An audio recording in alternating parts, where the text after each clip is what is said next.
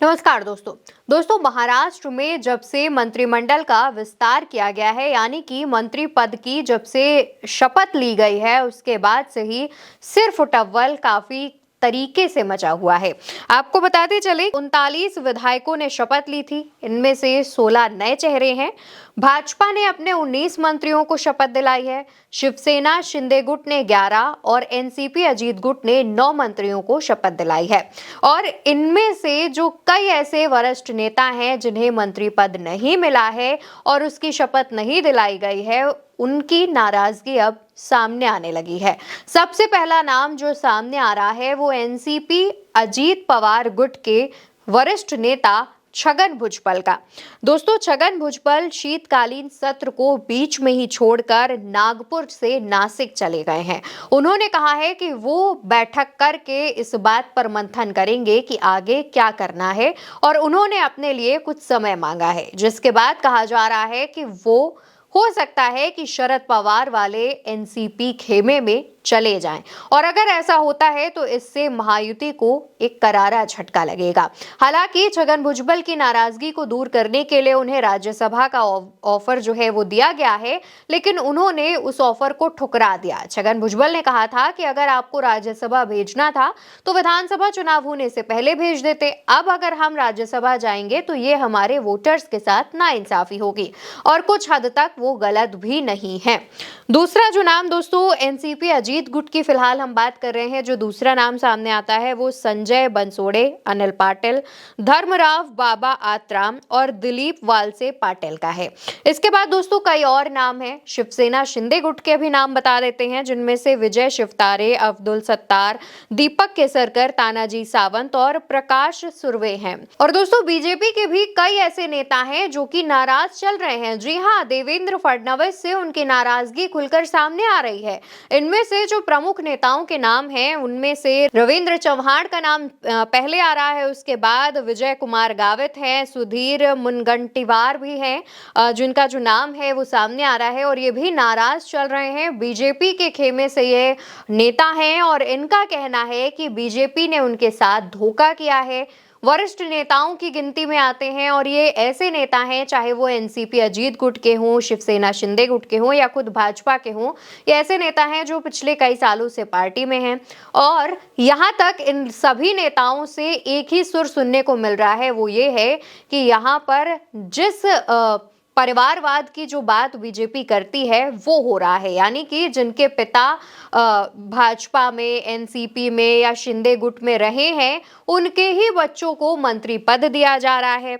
और विधायक जो नरेंद्र भोंडेकर हैं उन्होंने नागपुर में शपथ ग्रहण से पहले ही पार्टी के सभी पदों से इस्तीफा देकर अपनी नाराजगी भी जाहिर की थी।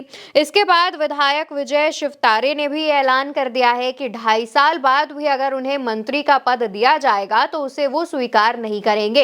यहाँ पर 2.5 साल की बात ये हो रही है दोस्तों क्योंकि फडणवीस ने एक नया फॉर्मूला लाया है। वो फॉर्मूला ये है कि जितने भी मंत्री और जो विधायक हैं जिन्हें मंत्री बनाया जा रहा है, पद दिए जा रहे हैं, वो 2.5 साल तक पद पर रहेंगे। 2.5 साल के बाद उनके पोर्टफोलियो का एक निरीक्षण किया जाएगा, आकलन किया जाएगा। अगर उन्होंने काम अच्छा किया है तो वो उस पद पर बने रहेंगे आने वाले 2.5 साल के लिए, और अगर उन्होंने ऐसा नहीं किया है, उनके काम में गड़बड़ी या फिर जनता उनसे खुश नहीं है, तो उन्हें हटा दिया जाएगा, उनकी जगह पे किसी और दूसरे को मंत्री बना दिया जाएगा। ये एक जो नया फॉर्मूला है वो देवेंद्र फडणवीस महाराष्ट्र में लेकर के आए हैं। और यहाँ तक कि फडणवीस की तरफ से जो है संकेत में कहा जा रहा है कि कुछ ऐसे नेता भी होंगे जो कि मंत्री पद के दौरान, मतलब 2.5 साल उनका पूरा हुआ हो या ना हुआ हो, उनके खिलाफ अगर शिकायतें मिल रही होंगी तो उन्हें तब भी हटाया जा सकेगा, भले वो अपना 2.5 साल का कार्यकाल पूरा करे या ना करे। हालांकि इस फॉर्मूले के बाद भी कई जो मंत्री हैं, कई जो वरिष्ठ नेता हैं वो नाराज चल रहे हैं, जिनमें से प्रकाश सुर्वे का भी नाम सामने आ रहा है। दोस्तों, प्रकाश सुर्वे शिवसेना शिंदे गुट के विधायक हैं। उन्होंने कहा है कि संघर्ष के बाद कुछ हासिल किया और आगे भी संघर्ष करते रहेंगे। मंत्रिमंडल में शामिल कई लोग बड़े नेताओं के बच्चे हैं, मैं नहीं हूं, इसलिए मुझे मंत्री पद नहीं दिया गया। उनका भी कुछ इस तरीके से नाराजगी भरा जो बयान है वो सामने आता है। इसके बाद तानाजी सावंत, शिवसेना शिंदे गुट के विधायक, उन्होंने अपने सोशल मीडिया से चुनाव चिन्ह धनुष बाण को हटा दिया है। उस जगह पर बाला साहब ठाकरे की एक फोटो लगाई है और नीचे लिखा है शिव सैनिक, यानी कि उन्होंने जो अपनी नाराजगी है वो सोशल मीडिया के तहत जाहिर कर दी है।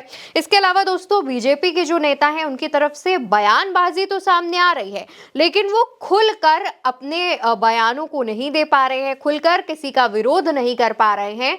अब इसकी जो भी वजह हो फिलहाल उसके बारे में तो जानकारी नहीं है, लेकिन बीजेपी नेता भी महायुति में देवेंद्र फडणवीस से, अपनी पार्टी से काफी ज्यादा नाराज चल रहे हैं। ये जो तमाम नाम हमने आपको गिनाए हैं, ये सभी जो हैं, इनमें से एक आध नेताओं को अगर छोड़ दिया जाए तो बाकी सब भी खेमा बदलने की तैयारी में हैं और इस बारे में सोच रहे हैं, विचार कर रहे हैं, अपने जो करीबी लोग हैं उनसे इस बारे में चर्चा भी कर रहे हैं। यानी कि आने वाले समय में कुछ ऐसे नेता हैं जो कि महाविकास अघाड़ी में शामिल हो सकते हैं, महायुति को झटका देते हुए।